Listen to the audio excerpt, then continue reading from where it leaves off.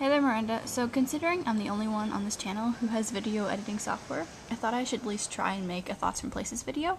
So with that in mind, here we go.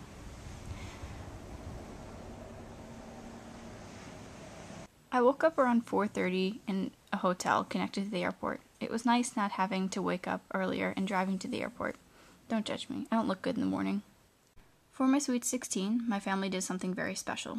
For about a week before Christmas, we spent 8 days on an island in Mexico. The island is called Isla Mujeres. Isla Mujeres is in the Mexican state of Quintana Roo, about a 30-minute boat ride away from Cancun. It's considered the real vacation of Cancun. It's not a hotel paradise. The island is only about 5 miles long, and you can see the other side of the island if you stand on the top of a 2-story building. There are 2 different parts of the island you can visit depending on what type of vacation you want to have. The south point of the island is pretty secluded. There are only 5 houses there, and at the end is a mini restaurant which looks out into the point, which has a sculpture garden on it. And the north side of the island is full of island shops, restaurants, and beach bars. It was a very eye-opening experience. One of the reasons was because I had not been to a country where its native language was not English. So, it was kind of hard to communicate with the locals sometimes, but luckily in my family I was the only one who spoke Spanish because I've been studying it for 4 years. So it was nice to see how much I actually knew. Another reason why it was an eye-opening experience was because the middle of the island was divided where most of the population lives. Most of them live in a shanty town. While being in Isla, I have to admit it was kind of weird for me at first. My dad went to Brazil a couple of years ago, and he said that Mexico reminded him of Brazil.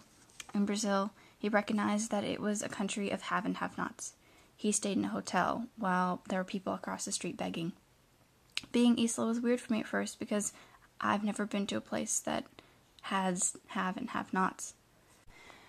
You could say that I'm spoiled, but I live in Pittsburgh, and it's a college town, and the most common thing you see are students walking to get to their next class on buses, or in cars, or eating something.